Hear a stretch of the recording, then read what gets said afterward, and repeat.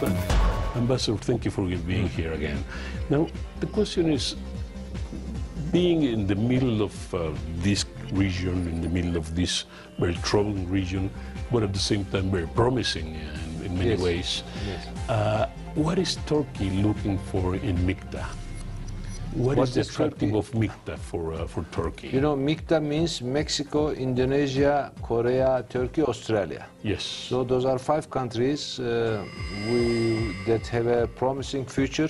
They have and all of them are global actors, and to global issues they have similar approaches. Those are moderate countries, peaceful countries, and they believe in almost similar principles of international relations. So they have come together in order to make their voice better heard as a group, and plus in order to have a enhanced bilateral cooperation. Because as we said before, the world is getting smaller and smaller. Geographical distances are losing their importance. So in such a evolution, it is important that MICTA has emerged as a cross-regional organization. So 5 countries from different regions, they come together, they have similar views on topical issues, on world economic issues, and they decided to cooperate. That's very important. So that's very important for the future of the world, which needs a new sort of governance, which needs new cooperation schemes among nations and states. So it's a very promising model. It's not very pretentious, but it is developing surely, not fastly, but surely. What are the issues that, for instance, one of the MICTA countries has a specific interest or interests in many ways, and they're putting them on the table and helping or asking the other MICTA countries to help them, so to help. But what are the issues for Turkey, for instance?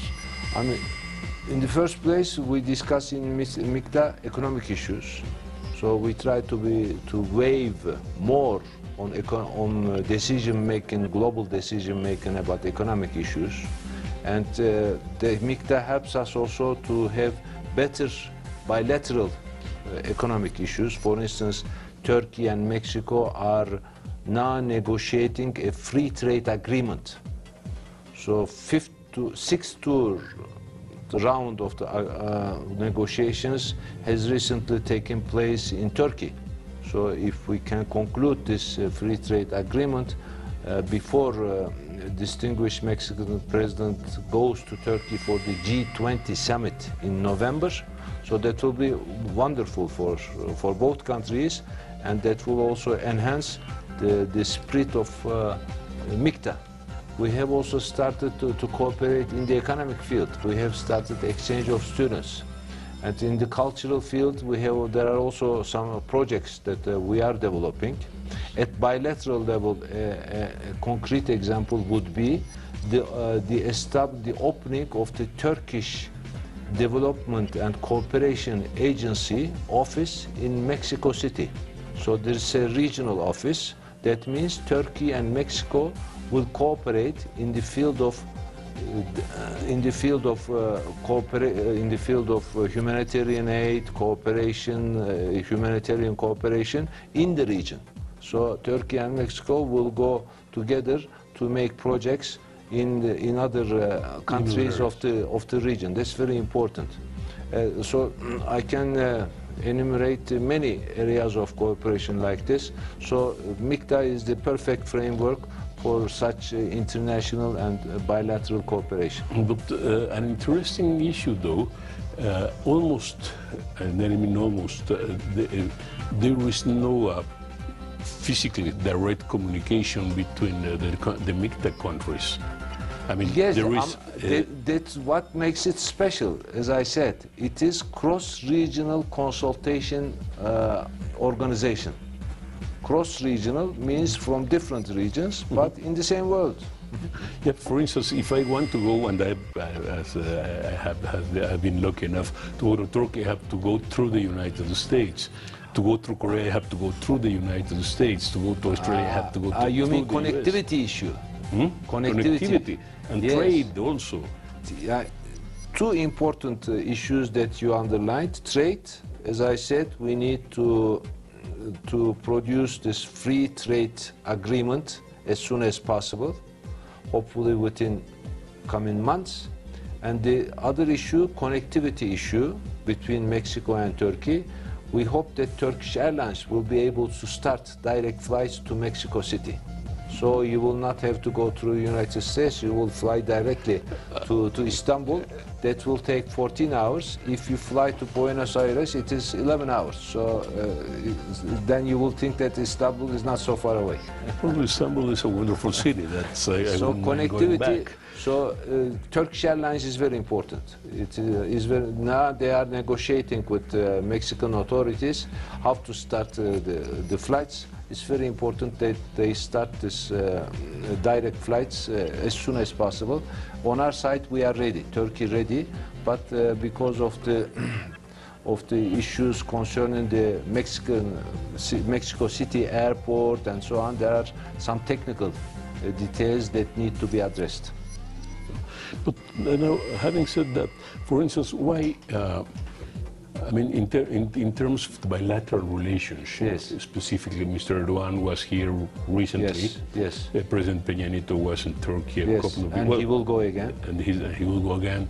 So there is like starting to be a very intense meetings there. Indeed. The program between both countries. Indeed. Now, but for instance, what do you think that Mexico sees in Turkey and Turkey sees in Mexico? I think we see in each other sisters and brothers. We are similar in many respects. When you go, you've been to Istanbul, and I am in Mexico City. I feel here at home. So what I call human atmosphere is very similar. I mean, the way the people behave, the way they talk, they interact with each other, it's very similar. Human psychology is very similar.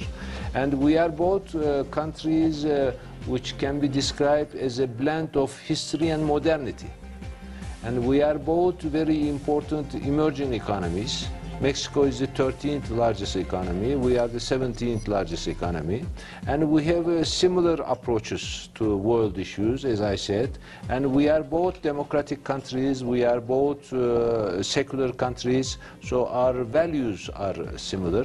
So since the visit of the Mexican president to Turkey in late 2013, we have been discovering each other more and more, and we see in each other really sisters and brothers. Is there any joint ventures between Mexico and Turkey? Joint ventures, there are mutual investments. There are in Mexico, there are investments in the field of automotive industry, and in Turkey, Gruma has made a very important investment. I think this investment will increase in the future with the signing of the Free Trade Pact.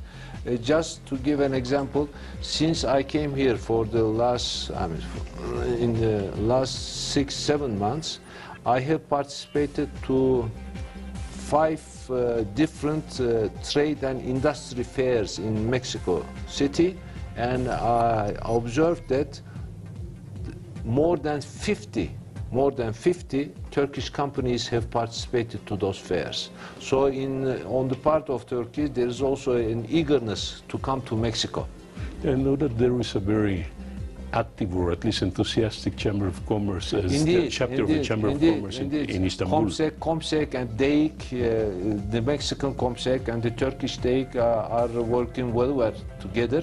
And now, before the G20 summit in Turkey in November, there will be a business summit, B20, that will take place again in Turkey, and we expect a large participation from Mexico. We are in contact with COMSEC and with the relevant ministries, and that will further enhance our economic relationship. Now, let me ask you also this. I understand that Turkey has, I know actually, not understand, I know that Turkey has a very large, very important and very active construction industry. Indeed.